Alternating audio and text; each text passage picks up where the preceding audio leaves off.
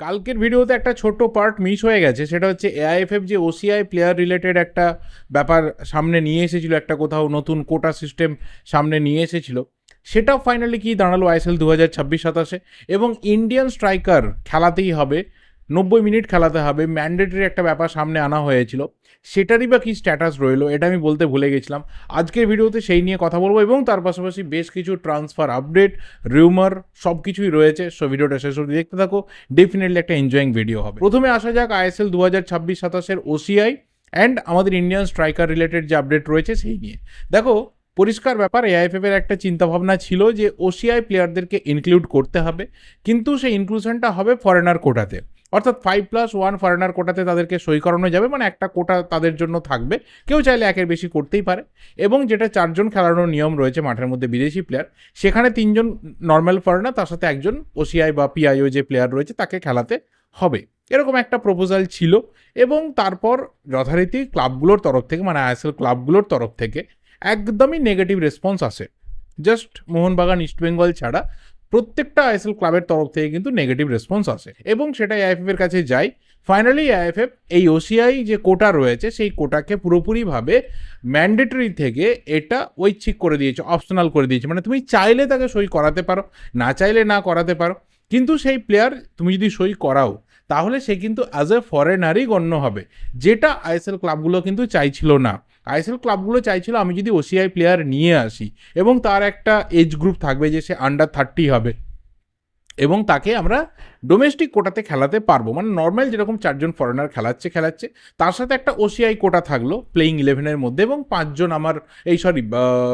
আমার Indian player থাকলো, এরকম একটা ব্যাপার কিন্তু আইএসএল ক্লাবগুলো চাইছিল, যেটা এএফএফ কিন্তু চাইছে না। তো আপাতত ওসিআই ব্যাপারটা আমার মনে হচ্ছে যে স্টলড হয়ে গেল। কেউ যদি আনে ভালো কথা, তাহলে তাকে বিদেশি প্লেয়ার হিসেবেই শো করতে হবে। আলটিমেট সেটা ইনিশিয়ালি হয়তো আমাদের লাভ দেবে না এবং সেটা হয়তো পরে গিয়ে ওই রায়ান উইলিয়ামসের মতো লাভ দিতে পারে যে 1 বছর 1.5 বছর খেলার পর প্লেয়ারটা পাসপোর্ট পেলো, বাট আপাতত পুরো বিষয়টা জলে গেল। আর দ্বিতীয় যেটা ব্যাপার, যেটা নিয়ে সবাই একদম রে করে উঠেছিল যে এটা কি দরকার রয়েছে, কেনই বা দরকার রয়েছে, সেটা হচ্ছে মাঠের মধ্যে 90 মিনিট ইন্ডিয়ান স্ট্রাইকার খেলাতে হবে। এবার সেই ইন্ডিয়ান স্ট্রাইকার যে কেউ হতে পারে, তুমি যাকে খুশি ইন্ডিয়ান স্ট্রাইকার হিসেবে দেখাতেই পারো। তো আলটিমেট যেটা হয়েছে যে ক্লাবগুলোর কাছে এআইএফএফ আবারও সেই বেন্ড হয়েছে এবং জানিয়েছে যে একজন কোচ, তার সিস্টেম, তার টেকনিক, একটা ক্লাবের স্ট্র্যাটেজি, সেখানে এআইএফএফ ঢুকতে পারে না ন্যাচারালি, কিন্তু এআইএফএফ চাইছে ক্লাবগুলো দায়িত্ব নিক, স্ট্রাইকাররা যাতে উঠে আসে, কারণ আমাদের স্ট্রাইকিং জায়গাটাতে কমপ্লিটলি একটা ল্যাকিং রয়েছে, আমরা সেখানে কিন্তু ভীষণভাবে স্ট্রাগল করছি। তো এটা ক্লাবগুলো দায়িত্ব নিক যাতে ইন্ডিয়ান স্ট্রাইকাররা ধীরে ধীরে ভালোভাবে উঠে আসে, তারা যাতে ম্যাক্সিমাম গেম টাইম পায়, যাতে ন্যাশনাল টিমের লাভ হয়। কিন্তু এটা এআইএফএফ ম্যান্ডেটরি করছে না যে একজন স্ট্রাইকারকে বাধ্যতামূলক 90 মিনিট মাঠে খেলাতে হবে। এবার আসবো কিছু transfer update, rumour, exit, entry সব কিছুর আপডেট নিয়ে। প্রথম যেটা মেগা এক্সিটের একটা পোস্ট এসে গেছে সোশ্যাল মিডিয়াতে, যেটা আমাদের সবার জানাই ছিল যে this is going to B happen, এটা হয়ে গেছে। সেটা হচ্ছে যে Dimitrios Petratos has left Mohun Bagan অনেক দিন আগেই। তো তার এই যে গুড বাই পোস্ট এত দেরিতে কেন, এটা মোহনবাগান ম্যানেজমেন্টই জানে, মোহনবাগানের সোশ্যাল মিডিয়া টিমই জানে। তো অফিসিয়ালি জানিয়ে দেওয়া হয়েছে, পরপর পোস্ট হচ্ছে, ছবি, ভিডিও, মোমেন্টস সব কিছু শেয়ার হচ্ছে। অ্যান্ড সেটার কোথাও দিমিত্রিয়স পেত্রাতস কিন্তু যোগ্য, কারণ দিমির 4টে সিজনে যে অ্যাচিভমেন্ট দিমি রেখে গেছে 22-23, 23-24 অ্যান্ড 24-25 সিজনে, সেটা কিন্তু একটা রিমার্কেবল। এবং বহু মোহনবাগান সমর্থকই মনে করতে শুরু করেছে যে এই 4টে সিজন, স্পেশালি প্রথম 3টে সিজন, সেই 3টে সিজনের নিরিখেই কিন্তু দিমি ইজ অলরেডি মোহনবাগান লেজেন্ড। এরপর বেশ কিছু রিউমার অ্যান্ড যদি আপডেটসের কথা বলি তাহলে অবশ্যই ইস্টবেঙ্গলে 2-3টে সিগনেচার হয়েছে, কয়েকটা অ্যানাউন্সমেন্টও হয়েছে। আজকে দানিশ ফারুকের অ্যানাউন্সমেন্ট ইস্টবেঙ্গল থেকে করে দেওয়া হয়েছে। এর সাথে রোহিত দানুর সিগনেচার কমপ্লিট করেছে ইস্টবেঙ্গল। রোহিত দানু একজন ভার্সেটাইল অ্যাটাকার, সেন্টার ফরওয়ার্ডে খেলতে পারে, উইংয়ে খেলতে পারে। কালকে আমি বলতে ভুলে গেছিলাম, আমি একটা জায়গায় মেনশন করে দিয়েছিলাম ভিডিওর মধ্যে লিখে দিয়ে।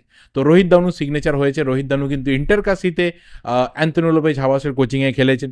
এবং আজকে আরও একটা লেটেস্ট সিগনেচার আপডেট, সেটা হচ্ছে হার্দিক ভাট। হার্দিক ভাট খুবই ইয়াং একজন ভালো ডিফেন্ডার, মুম্বাই সিটি এফসিতে ছিল, তো তাকে কিন্তু ইস্টবেঙ্গল সই করিয়েছে 2 বছরের চুক্তিতে। হার্দিক ভাট ইস্টবেঙ্গলে আসছে। এর সাথে আরও একটা খুব পোটেন্সিয়াল রিউমারের স্ট্রং জায়গাতে রয়েছে, সেটা হচ্ছে রহিম আলী। রহিম আলী আমাদের বাংলারই ছেলে, ওয়েস্ট বেঙ্গলেরই ছেলে, উত্তর 24 পরগনার ছেলে। তো সেই রহিম আলী দীর্ঘদিন কলকাতার ক্লাব ছাড়া অন্যান্য বহু ক্লাবে খেলে ফেলেছে, এবং খুব যে সাকসেসফুল বলবো না, হয়তো চেন্নাইন এফসিতে যে সময় ছিল সেই সময় ঠিক যতটা সাকসেসফুল ছিল, তারপর ওড়িশা এফসিতে সেই সাকসেসের কাছাকাছি হয়তো যেতে পারেনি, বা ওর ক্ষেত্রে ঠিক যতটা পোটেন্সিয়াল ছিল আন্ডার 17 ওয়ার্ল্ড কাপের স্কোয়াডের অন্যতম গুরুত্বপূর্ণ সদস্য, এবং যতটা ওর ওপর ভরসা করা গেছিলো যে কোথাও ইন্ডিয়ান ফুটবলের একটা নেক্সট ভালো স্ট্রাইকার আমরা পাচ্ছি, সেটা হয়তো হয়নি। বাট দেখো, একজন ভালো কোচের হাতে পড়লে, ভালো গাইডেন্সে থাকলে, ভালো বিদেশি প্লেয়ারদের সঙ্গে থাকলে ডেফিনেটলি একটা ভালো জায়গাতে রিচ করতে পারবে। সো সেই জায়গা থেকে দাঁড়িয়ে রহিম আলীকেও কিন্তু ইস্টবেঙ্গল সই করাতে চাইছে এবং একটা ভালো জায়গাতে কথাবার্তা রয়েছে। অ্যান্ড ইভেন আয়ুষ দেব ছেত্রী, তার সাথেও কিন্তু কথাবার্তা ভালো জায়গাতে রয়েছে ইস্টবেঙ্গলের। এই ডিলটাও সম্ভবত ইস্টবেঙ্গল ক্র্যাক করে নিতে পারে।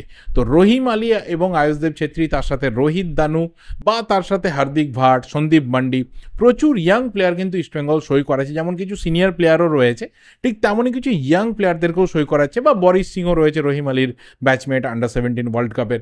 তো স্কোয়াড একটা বেশ ভালো তৈরি হচ্ছে, এবং তার সাথে অবশ্যই সন্দেশ ঝিঙ্গানের কথা কালকে বলেছিলাম।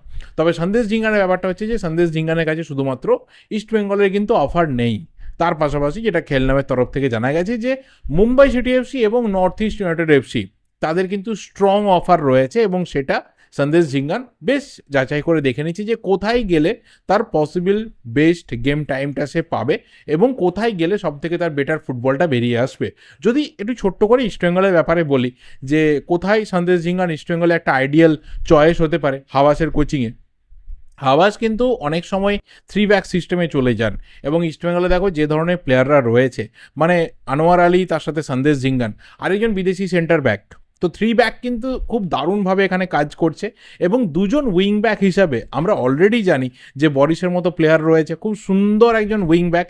এবং তার সাথে এই 2025-26 সিজনে অস্কার ব্রুজো, তিনি কিন্তু বিপিনকে প্রায় একজন উইং ব্যাক করে দিয়েছেন। তো বিপিনও সেই জায়গাটা কিন্তু নিতে পারে। এটা মাথায় রাখা দরকার যে অ্যান্থনি লোপেজ আবাস কিন্তু সেই ব্যক্তি যিনি মনভীরকেও লিটারেলি সেন্টার ফরওয়ার্ড থেকে রাইট উইঙ্গার থেকে অলমোস্ট তিনি রাইট মিডফিল্ডার বা রাইট উইঙ্গার করে দিয়েছিলেন। তো তেমনটা হয়তো বিপিনের সাথে হতে পারে।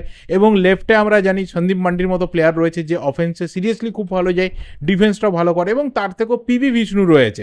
তো বিষ্ণুও কিন্তু অস্কার ব্রুজোর কোচিংয়ে এরকম লেফট উইং ব্যাক খেলেছে। সো যদি ফাইনালি অ্যান্থনি লোপেজ হাবাস তিনি 3 ব্যাক সিস্টেমে যান, তাহলে বিপিন আর বিষ্ণুর মতো খুবই ভার্সেটাইল দুজন উইঙ্গারকে তিনি পেয়ে যাবেন তার 3 ব্যাক সিস্টেমটাকে একদম খুব সুন্দরভাবে ডিপ্লয় করে দেওয়ার জন্য। তো সেই কারণে কোথাও সন্দেশ ঝিঙ্গান যদি ইস্টবেঙ্গলে আসে, একদমই আইডিয়াল একজন প্লেয়ার ইস্টবেঙ্গল পাবে, একজন আইডিয়াল পুরনো ছাত্র অ্যান্থনি লোপেজ হাবাস তিনি পাবেন। এটা নিয়ে তোমাদের কি মতামত অবশ্যই কিন্তু কমেন্ট করে জানিও। আর নর্থ ইস্ট ইউনাইটেড এফসি, তাদের স্টার বয়, তাদের কিং আলাদিন আজারাই, তাকে কিন্তু ফাইনালি কন্ট্রাক্ট এক্সটেনশন তার হয়েই গেছিলো, অ্যানাউন্স করে জানিয়ে দিয়েছে যে কিং কোথাও যাচ্ছে না, যে যেখানে ভাই সেরা প্লেয়ার সে সেখানেই থাকবে, আগে থেকেই জানা ছিল। আলাদিন আজারাই তার একটা চমকপ্রদ সিজন আমরা 2024-25 দেখেছিলাম। এবার সেটার রিপিট কতটা হয় এই 2026-27 এসে, সেটাও দেখার বিষয় হবে। কারণ 2025-26 সিজনে তাকে আমরা আইএসএলে দেখিনি, লোনে চলে গেছিলো, তো আবার সে ফিরে আসছে। একটা ম্যাজিক্যাল জার্নি হয়তো তার জন্য ওয়েট করে রয়েছে নর্থ ইস্টের সাথে। মানে নর্থ ইস্ট বহু কিছু হারাতে পারে, ঠিক আছে, অনেক প্লেয়ার হয়তো লস করতে পারে, জাবাকো চলে গেছে, প্রায় বিদেশি ইউনিটটা পুরোই চলে যাচ্ছে, ইন্ডিয়ান প্লেয়ারও অনেক অনেক ক্লাবে সই করছে, কিন্তু আলাদিন আজারাই যখন থাকবে, তো ভাই you can not count out at any time. যে কোনো মুহূর্তে একদম মরা ম্যাচের মোড়ও কিন্তু একার হাতে আজারাই ঘুরিয়ে দিতে পারে। বাকি বিদেশি সিগনেচার নর্থ ইস্টের কেমন হয় সেটাও কিন্তু দেখার বিষয় হবে। আর নর্থ ইস্ট থেকে যদি কেউ ভিডিও দেখো, অবশ্যই কিন্তু কমেন্ট বক্সে জানিও। আমার ভিডিওটা এই অবধি, ভালো লাগলে লাইক করো, শেয়ার করো, দেখা হবে পরের ভিডিওতে। টিল দেন, চ্যানেলে নতুন হলে অবশ্যই চ্যানেলটা সাবস্ক্রাইব করে বেল নোটিফিকেশন আইকনটা ক্লিক করে যাও। Thank you, good bye and good night.